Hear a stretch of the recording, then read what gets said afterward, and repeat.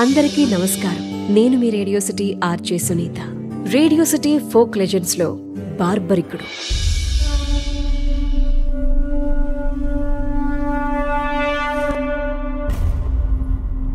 ఎన్ని రకాల పాత్రలు, ఎన్ని రకాల తత్వాలు.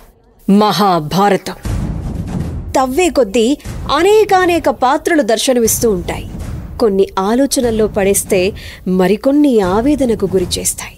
కొన్ని ఆశ్చర్యాన్ని కలిగిస్తే ఇంకొన్ని దిగ్భ్రాంతిలో పడేస్తాయి. దాదాపు అన్ని ఉద్వేగాలకు మహాభారతమే.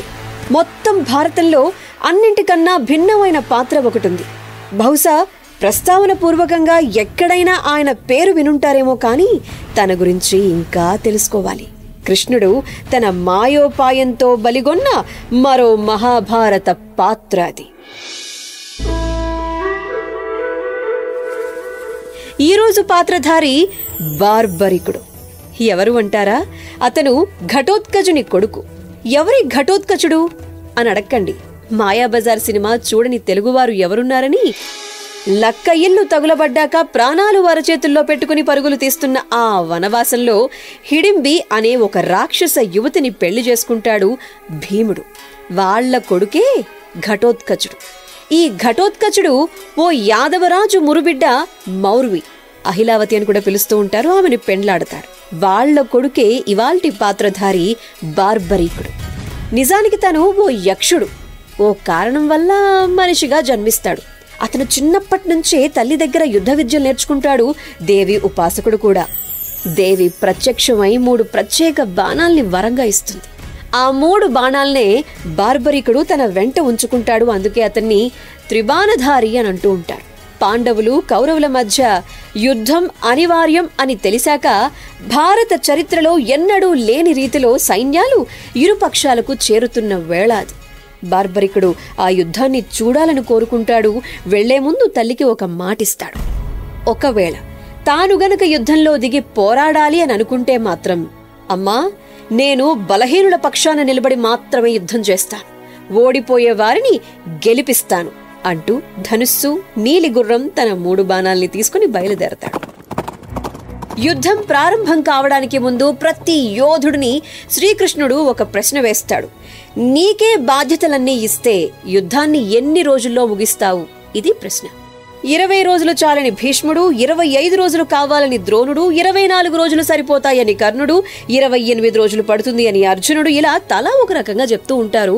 దూరంగా ఉండి ఇవన్నీ గమనిస్తూ ఉంటాడు బార్బరికుడు. బార్బరికుడు గమనించడాన్ని శ్రీకృష్ణుడు గమనిస్తాడు. ఒంటరిగా తనను ఓ బ్రాహ్మణ వేషంలో సమీపిస్తాడు. కృష్ణుడు అందరినీ అడుగుతూ ఉన్నాడు కదా, నీకు అదే ప్రశ్న వేస్తాను, సమాధానం చెప్తావా యోధుడా అని అడుగుతాడు. నిజంగా నేను గనక బరిలో దిగితే ఒకే నిమిషంలో యుద్ధం ముగిసిపోతుంది అంటాడు బార్బరికుడు. కృష్ణుడు ఒక్క క్షణం దిగ్భ్రాంతికి గురవుతాడు. అదెలా సాధ్యం అని అడిగితే తన దగ్గర 3 బాణాలున్నాయిగా, వాటిని చూపిస్తాడు. వాటి శక్తి వివరిస్తాడు.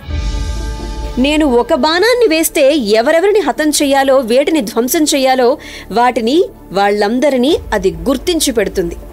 2వ బాణం వేస్తే ఎవరెవరిని రక్షించాలో మార్క్ చేసి పెడుతుంది. ఇక 3వ బాణం గనక వేస్తే రక్షించాల్సిన వాళ్లను విడిచిపెట్టి మొదటి బాణంచే గుర్తించబడిన ప్రతి ఒక్కరూ ధ్వంసం అయ్యేలా చేస్తుంది. ఆ బాణాలు మళ్ళీ తిరిగి నా దగ్గరకే వచ్చేస్తాయి అని బార్బరికుడు చెప్తాడు. ఏది, ఆ రావి చెట్టుకున్న ఆకులన్నీ ఒకేసారి రాల్చేయగలవా అని శ్రీకృష్ణుడు అడుగుతాడు. చాలా సులభం అంటాడు బార్బరికుడు. ఏది చేసి చూపించు అనంటే బాణం వదిలే ముందు దేవి ధ్యానం కోసం ఒక్క క్షణం కళ్ళు మూసుకుంటాడు బార్బరికుడు. ఈలోపు కృష్ణుడు ఒక ఆకును తన పాదం కింద దాచిపెడతాడు. ఆ బాణం ఆ చెట్టుకున్న ప్రతి ఆకును గుర్తిస్తుంది. చివరికి శ్రీకృష్ణుని పాదం దగ్గరకు వెళుతుంది. ఇదేమిటి అని చెప్పి అమాయకపు ముఖం పెట్టుకుని శ్రీకృష్ణుడు అడిగితే, నీ పాదం కింద ఆకు ఉండి ఉంటుంది, అందుకే అక్కడికొచ్చింది అది. ఏది, నీ పాదం తీ, లేకపోతే నీ పాదాన్ని చీల్చుకుని వెళ్ళిపోతుంది అది అని చెప్పి అనేసరికి తప్పనిసరి పాదం తీసేస్తాడు శ్రీకృష్ణుడు. మరో బాణం వెళ్లి చెట్టుపై ఉన్న పక్షుల్ని, ఇతర జీవులన్నిటినీ గుర్తిస్తుంది.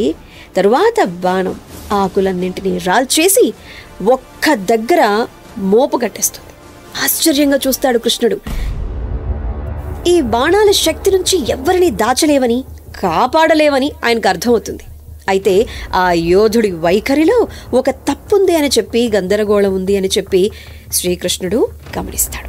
బార్బరికుడు ఏ కారణం చేతనైనా సరే కౌరవ పక్షాన చేరితే పాండవులందరినీ తాను కాపాడలేను అని గుర్తిస్తాడు, కలవరపడతాడు. ఒకవేళ భీముడి మనవడు కాబట్టి పాండవుల పక్షాన చేరితే ఏం జరుగుతుంది?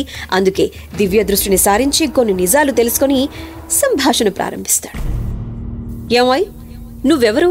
నువ్వు కూడా యుద్ధం చేస్తావా? నేను ఘటోత్కచుడి కుమారుడిని. యుద్ధం చూడాలనొచ్చాను. చెయ్యాలనుకుంటే మాత్రం ఓడిపోయే బలహీనుల పక్షాన మాత్రమే నిలబడతాను అని నా తల్లికి మాటిచ్చొచ్చాను. పాండవుల పక్షాన కేవలం 7 అక్షౌహిణుల సైన్యం మాత్రమే ఉంది. కౌరవుల పక్షాన 11 అక్షౌహిణులు. అంటే పాండవులే బలహీనులు కదా అని ఆలోచిస్తూ తన మాట్లాడుతున్న వైఖరిలో లోపమేమిటో బార్బరికుడే అర్థం చేసుకుంటాడు. తన కారణంగానే మారిపోయే బలాబలాలను బట్టి తాను ఎటు స్థిరంగా నిలబడలేను అని చెప్పి అటు ఇటు మారితే చివరకు ఇరుపక్షాలు సమూలంగా హతమారిపోయి ఆఖరికి మరణించకుండా మిగిలేది తానొక్కడే అని, విజేత అంటూ ఎవ్వరు ఉండరు అని బోధపడుతుంది. కృష్ణుడి వైపు చూస్తూ, మహాశయ, ఎవరు మీరు అని అడిగితే, సరే నాకు వాగ్దానం చెయ్యి అంటూ, నీకే తెలియని నీ జన్మ వృత్తాంతం కూడా చెబుతాను అంటూ శ్రీకృష్ణుడు చెప్తాడు. అలాగే అని చెప్పి చేతిలో చెయ్యి వేయగానే బార్బరికుడు అప్పుడు శ్రీకృష్ణుడు తన నిజ రూపాన్ని చూపిస్తాడు. తనకిచ్చిన వాగ్దానాన్ని నెరవేర్చుకుంటాడు. సాక్షాత్తు శ్రీకృష్ణుడే అడిగితే నేనేం కాదనగలను అంటాడు బార్బరికుడు. యుద్ధాన్ని చూడాలి అనేదే కదా నీ కోరిక. ఇంత భారీ జనహనన యుద్ధాన్ని ఓ అత్యంత సాహసవీరుడి బలితో ప్రారంభించాలి అనేది సాంప్రదాయం. నిన్ను మించిన యోధుడు లేడిక్కడ. నిన్నెవ్వరూ హతమార్చలేరు. అందుకే నువ్వే నీ తలను తీసి నాకివ్వు అనంటాడు. కృష్ణ, నన్నే ఎందుకు బలివ్వాలి?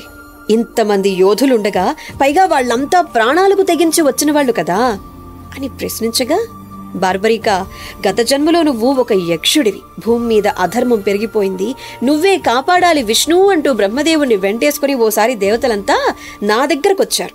దుష్టశక్తుల్ని సంహరించడానికి త్వరలో మనిషిగా జన్మిస్తాను అని వాళ్లకు చెప్పాను.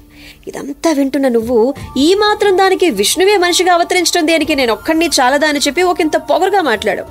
దానికి నొచ్చుకున్న బ్రహ్మ నీకో శాపమిచ్చాడు. ధర్మానికి అధర్మానికి మధ్య భారీ ఘర్షణ జరగబోయే క్షణం వచ్చినప్పుడు మొట్టమొదట బలయ్యేది నువ్వే అని చెప్పి, అందుకే నీ బలి. అంతేకాదు నీ శాప విమోచనం కూడా అని చెప్పి కృష్ణుడు వివరించగా, నాకు యుద్ధాన్ని చూడాలనుంది అని చెప్పి బార్బరికుడు చెప్పగా, ముందు నీ తలను నాకివ్వు అంటాడు కృష్ణుడు.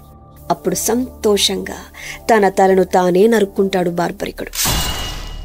కృష్ణుడు ఆ తలను ఓ గుట్టపైకి తీసుకువెళ్లి యుద్ధమంతా కనిపించే ప్రదేశంలో పెడతాడు. యుద్ధం ముగిసిపోతుంది. విజయ గర్వంతో ఉన్న పాండవులు ఈ విజయానికి నేనంటే నేనే కారణమంటూ వాదించుకుంటూ ఉండగా బార్బరికుడి తల అక్కడుంది కదా, తీసుకువెళ్లి కృష్ణుడు వాళ్ళందరికీ ఈ కథను చెప్తారు. భీముడు ఎంతో విలపిస్తాడు. కృష్ణుడు బార్బరికుడిని ఒక ప్రశ్న వేస్తాడు. వత్సా, ఈ యుద్ధం మొత్తంలో ఏ క్షణం ఏం జరిగిందో చూసింది నువ్వొక్కడివే. నువ్వు చెప్పు, ఏం గమనించావో అనగానే, స్వామి, ఒక చక్రం యుద్ధక్షేత్రం అంతటా తిరుగుతూ అధర్మం పక్షాన ఎవరుంటే వాళ్లను హతమార్చటాన్ని చూశాను. మహాకాళి వేల నాలుకలతో పాపులను బలి తీసుకోవడాన్ని చూశాను. ఆ మహాశక్తి నువ్వు మాత్రమే. యుద్ధకారకులు, యుద్ధకర్తలు, మిగతా వాళ్లందరూ కేవలం పాత్రధారులు మాత్రమే అంటూ సమాధానం చెప్పింది.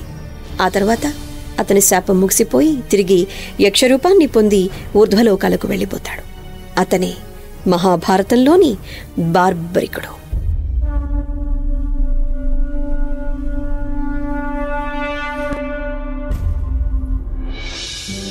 రేడియో సిటీ ఫోక్ లెజెండ్స్ లో బార్బరికుడు